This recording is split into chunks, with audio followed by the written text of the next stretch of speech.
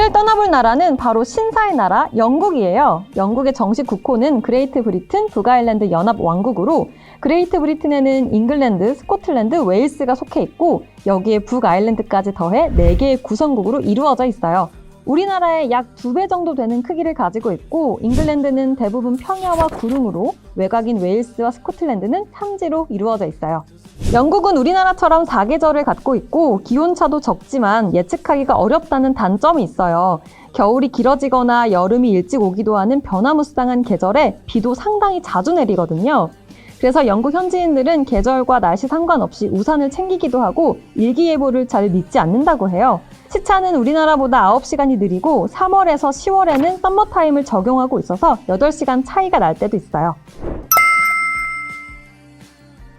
자, 그럼 잉글랜드, 스코틀랜드, 웨일스, 북아일랜드의 명소들을 소개해 볼게요. 첫 번째는 잉글랜드의 런던이에요. 런던은 영국 여행의 핵심, 그 중에서도 런던의 상징, 랜드마크와도 같은 이 런던탑은요, 1066년에 세워진 요새를 기반으로 건축되었고요. 정식 명칭은 여왕폐하의 궁전이자 요새인 런던탑이에요.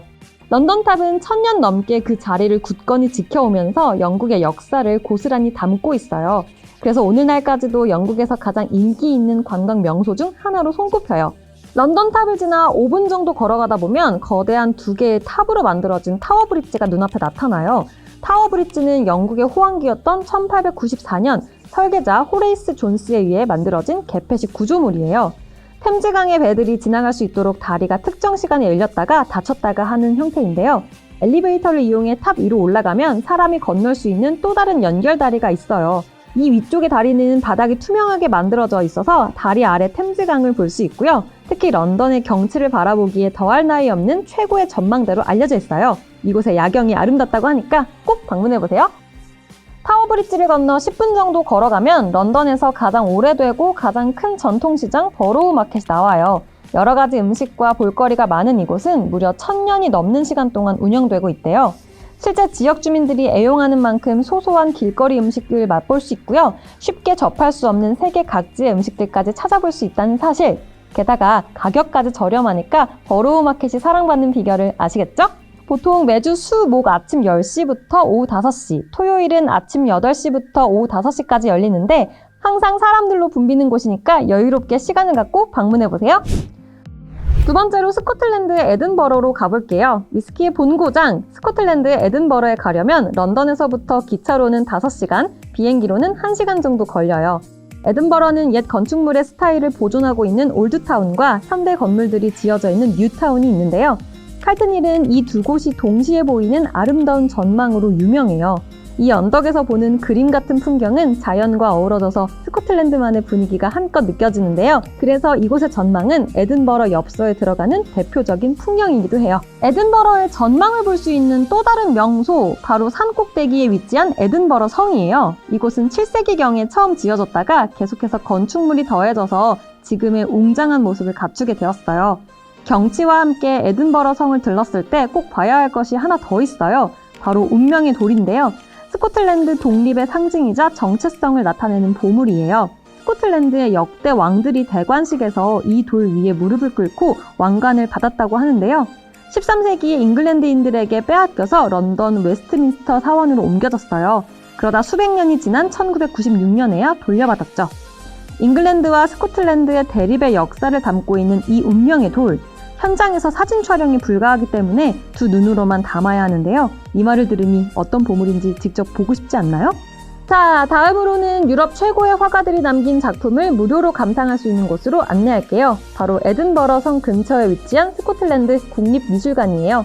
이곳에서는 스코틀랜드 대표 예술가들의 작품과 라파엘로, 렘브란트, 모네, 고흐, 쇠라, 블라스케스, 고갱 등의 작품을 볼 수 있어요. 스코틀랜드에서 가장 오래된 국립미술관으로 1859년부터 일반 대중에게 관람이 허용됐는데요.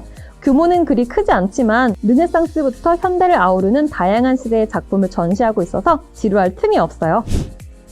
세 번째로 가볼 지역은 웨일스의 카디프예요. 웨일스의 수도 카디프는 런던에서 4시간 정도 버스를 타면 갈 수 있는 곳이에요. 카디프의 자랑은 기원전 1세기 로마인의 요새가 있었던 곳으로 무려 2000년의 역사를 가진 카디프 성이에요. 그 긴 역사만큼 다양한 시대의 건축 양식들이 혼합되어 있는 흥미로운 곳이죠. 카디프 성에서 가장 독특한 곳은 성곽 외벽에 있는 터널 대피소라고 할 수 있어요. 이 대피소는 2차 세계대전 당시 방어시설로 사용하기도 했는데요.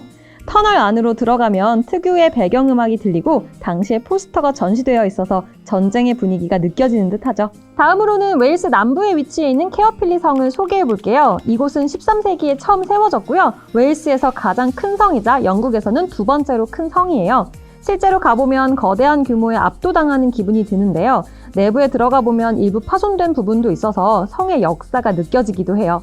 또 어딘가 모르게 고풍스러운 분위기를 품고 있는 것처럼 보여서일까요? 케어필리 성은 영화나 예술 분야와 연관이 깊은데요. 미야자키 하야오의 영화 천공의 성 라퓨타의 모티브가 된 곳으로 유명하고 영국의 대표 드라마 닥터 후의 촬영 장소로도 사용됐어요. 이제 북아일랜드에 가볼 차례죠. 먼저 북아일랜드의 벨파스트로 가볼게요. 벨파스트 호수와 시내가 보이는 곳에 위치한 벨파스트 성은 아름다운 건축 요소로 많은 사랑을 받고 있는 곳이에요. 중세와 르네상스 시대의 건축 양식이 섞여 있어서 호화로운 느낌을 주는 게 특징이거든요. 벨파스트 성에서는 결혼식 같은 각종 행사들이 자주 열리는데요. 현지 사람들이 결혼식을 올리고 싶은 장소로 손꼽을 만큼 인기도 많다고 해요. 아름다운 정원과 고풍스러운 내부를 자랑하는 벨파스트 성은 원래 샤프츠베리 가문의 소유였는데요. 이 가문의 상징이 고양이였어요. 그래서 정원 곳곳에 고양이의 형상이 숨어 있어요. 모두 9마리의 고양이를 찾아보는 재미도 쏠쏠하죠. 마지막으로 북아일랜드의 북동쪽에 위치한 자이언트 코즈웨이를 소개합니다. 이 해안가는 북아일랜드의 가장 유명한 관광지인데요.